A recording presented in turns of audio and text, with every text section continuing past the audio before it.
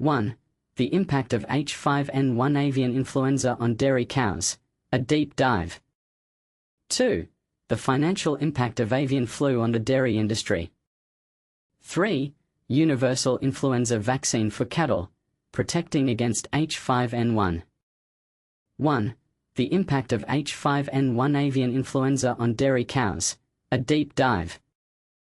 The consequences of H5N1 avian influenza virus infection on dairy cows. Introduction. The highly pathogenic avian influenza, HPAI, H5N1 virus has been a persistent threat in wild bird populations globally since 1996.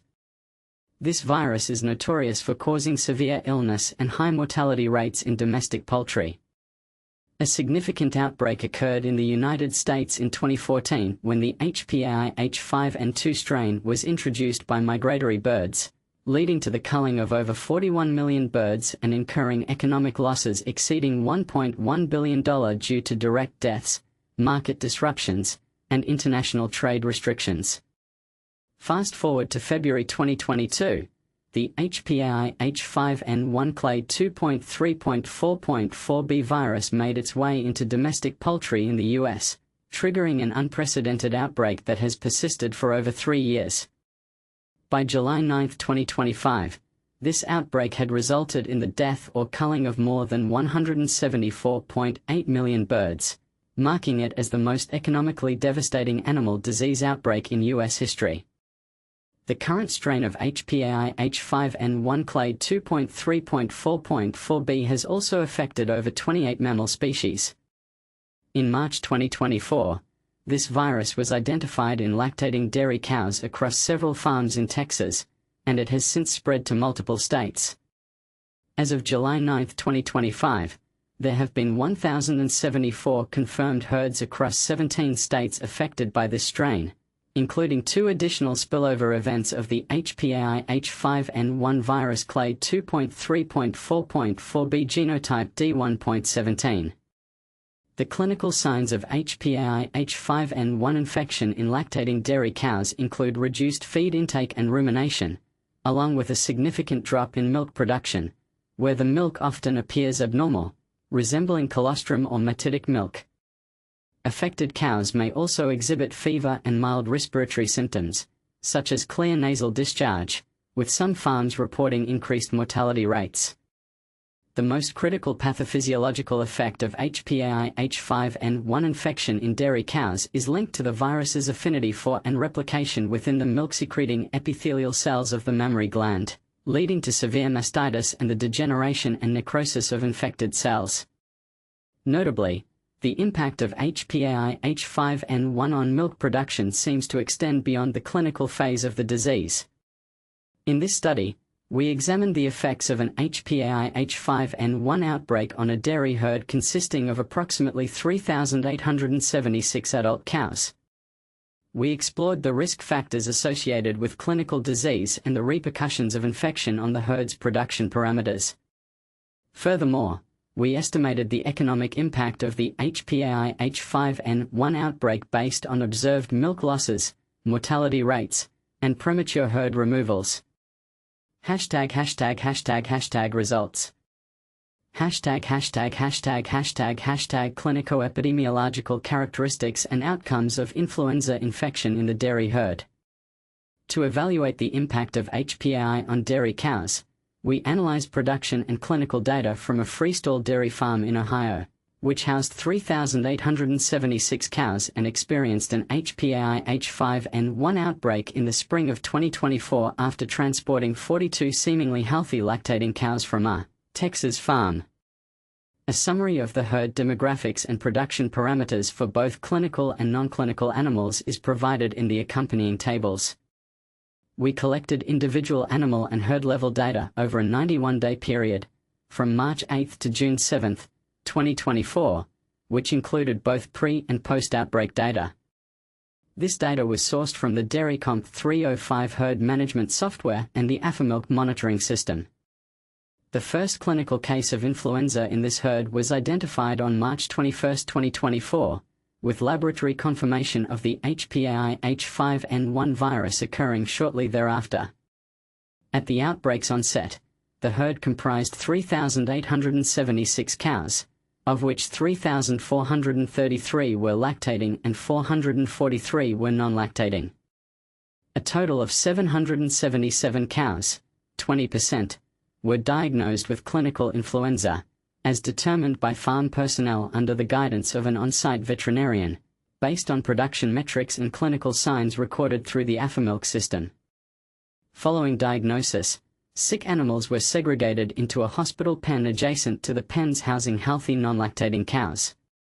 Among the 777 diagnosed cows, 776 were lactating, and 1 was in the dry period, with the majority of affected cows being in mid to late lactation stages. Cows were diagnosed with clinical influenza between March 21 and April 13, 2024, with the highest incidence occurring on March 31, 2024, when 121 new cases were reported.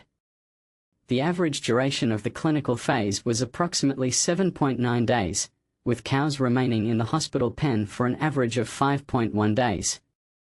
Alarmingly, 53 of the 777 clinical influenza cows, 6.8%, either died or were euthanized within 13.6 days of diagnosis, while 245 affected cows, 31.6%, were culled within 20.6 days of diagnosis. Risk factors associated with clinical influenza and its impact on cow mortality and herd removal. To identify potential risk factors for clinical influenza, we examined various parameters, including days in milk, DIM, parity, breed, baseline milk production, and somatic cell count, SCC. Our findings revealed that both DIM and parity were significantly associated with an increased risk of clinical influenza. Cows between 100 and 200 DIM had a higher likelihood of presenting clinical influenza, as did those with more than 200 DIN, compared to cows with fewer than 100 DIN. Additionally, multiparous cows exhibited a greater risk of clinical influenza compared to first lactation cows.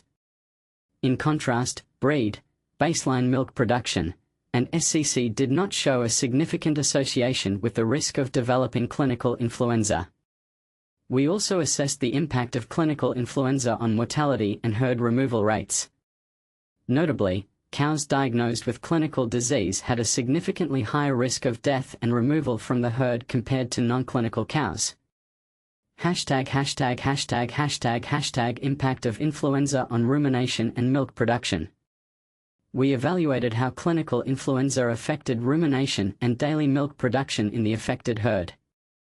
During the preclinical period, cows that later became clinically affected had higher rumination times compared to those that remained unaffected. However, a marked decrease in rumination time was observed in clinically affected cows, reaching its lowest point shortly after the first clinical case was diagnosed. Although rumination time increased in the last days of the clinical outbreak, it remained lower than that of non-clinical cows for at least 30 days post-outbreak. Our analysis indicated that prior to the first clinical diagnosis, clinically affected cows produced slightly more milk than their unaffected counterparts. However, following the outbreak, a significant reduction in milk production was noted in affected cows, with the most substantial drop occurring shortly after the first clinical case was identified. This reduction persisted for at least 77 days post-clinical phase, demonstrating a long-lasting impact on milk production. Decrease in rumination and milk production precedes clinical disease. To understand how early the clinical signs manifest, we estimated the daily means for rumination and milk production in clinically affected cows. Our findings revealed that rumination time began to decline approximately 7 days before clinical diagnosis, returning to pre-outbreak levels within 14 days. This pattern was consistent across cows confirmed to be HPAI H5N1 positive. Serosurveillance indicates high rate of subclinical HPAI H5N1 virus infection in dairy cattle. To assess the seroprevalence of HPAI H5N1 in the herd, we conducted serological tests on 637 cows present during the outbreak. The results indicated a high seroprevalence, with a significant proportion of seropositive animals being clinically negative, highlighting the prevalence of subclinical infections. Economic impact of HPAI H5N1 virus in dairy cow production. To understand the economic 2. The financial impact of avian flu on the dairy industry. The avian flu is wreaking havoc on the dairy industry, leading to staggering financial losses. A recent report estimates that the impact of decreased milk production, along with the death and premature removal of adult dairy cows infected with the H5N1 strain of highly pathogenic avian influenza, HPAI, has cost around $737,500. This figure does not even take into account the ongoing changes in herd dynamics or potential reproductive losses, highlighting the severity of the situation. Researchers from Cornell University conducted a thorough investigation into the effects of HPAI on a herd of 3,876 dairy cows on a farm in Ohio. This outbreak occurred in the spring of 2024, following the transfer of 42 seemingly healthy lactating cows from a Texas farm. The research team meticulously analyzed data related to both individual animals and the herd as a whole, gathering information before, during, and after the outbreak, specifically from March 8 to June 7. The current HPAI outbreak in the United States began in 2022 and has resulted in the deaths of nearly 175 million birds. Alarmingly, the virus has also crossed over to mammals, including dairy cattle, with the first cases reported in March 2024. To date, 1,074 herds across 17 states have been affected. Infected cows face a six-fold increase in mortality risk. At the onset of the outbreak on the Ohio farm, 3,433 out of the 3,876 cows, or 88.6%, were actively lactating. A total of 777 cows, representing 20% of the herd, were diagnosed with the flu, primarily due to severe mastitis, which is an inflammation of the breast tissue. This condition led to a significant drop in milk production, loss of appetite, lethargy, and reduced rumination time. The sick cows were isolated in a hospital pen adjacent to the area designated for healthy, non-lactating cows. Among the 777 affected cows, 776 were lactating, while one was in the dry period. Most of the sick cows were in the mid to late stages of lactation and had calved more than once. The average duration of acute illness was 7.9 days, with cows spending an average of 5.1 days in the hospital pen. Tragically, 53 of the 777 sick cows, or 6.8%, either died or were euthanized within an average of 13.6 days following their diagnosis. Additionally, 245 cows, accounting for 31.6%, were culled within 20.6 days post-diagnosis. In comparison to their uninfected counterparts, the sick cows faced a six-fold increase in the risk of death, relative risk, RR, of 6.0, and were more than 3 times as likely to be removed from the herd, RR of 3.6. The seroprevalence, which indicates the presence of avian flu antibodies in the blood, was found to be 89.4% within the herd, with 76.1% of seropositive cows confirmed to be infected. Key risk factors for infection included being 100 to 200 days into milk production and having given birth multiple times. The importance of biosecurity measures and vaccine development. The economic ramifications of this outbreak are significant, with losses from reduced milk production, approximately 900 kilograms, or 1,984 pounds, per cow over a span of 60 days, combined with the loss of cows, resulting in an estimated loss of $950 per cow. This totals an alarming $737,500 for the affected herd.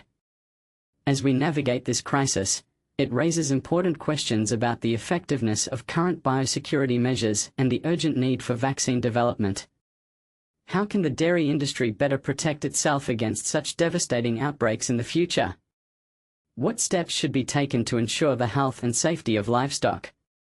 We invite you to share your thoughts and opinions in the comments below. 3. Universal influenza vaccine for cattle, protecting against H5N1. Imagine a world where cattle are no longer vulnerable to deadly flu outbreaks. This vision is becoming a reality thanks to groundbreaking research aimed at developing a universal influenza vaccine for cattle. ***, July the 15th, 2025 ***. Researchers to develop universal influenza vaccine for cattle. A team of scientists at Purdue University is on the brink of creating a vaccine that could protect cattle from the highly pathogenic avian influenza, H5N1.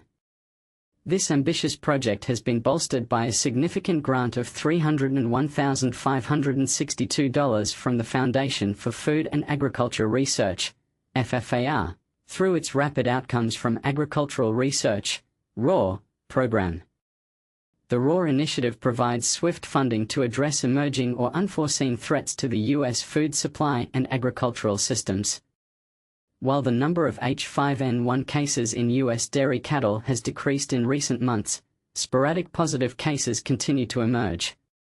On July 11, 2025, the U.S. Department of Agriculture, USDA, Animal and Plant Health Inspection Service, APHIS, confirmed a new case of H5N1 in a California dairy herd, marking the first such detection since early June. To date, 1,075 herds across 17 U.S. states have tested positive for the virus. Miriam Martin, Ph.D., the scientific program manager at FFAR, emphasized the urgency of the situation. The detection of avian influenza in dairy cattle, with the risk of infection to dairy workers, underscores the need to develop effective vaccines for non-avian species. This rapid funding is providing the U.S. dairy industry with urgently needed tools to protect animal health, farmers' livelihoods, and consumers' wallets. The research team, led by Suresh K. Mittal, DVM, Ph.D., a distinguished professor of virology at Purdue, will leverage existing knowledge from previous studies on influenza A viruses and a bovine adenoviral vaccine platform to create a universal influenza vaccine for cattle. The vaccine is expected to remain effective even as the virus mutates over time. To optimize the vaccine's delivery, the team will explore both intranasal and intramuscular administration methods. Because this vector system is so universal, we can use it for any agent and for any host, Mittal explained.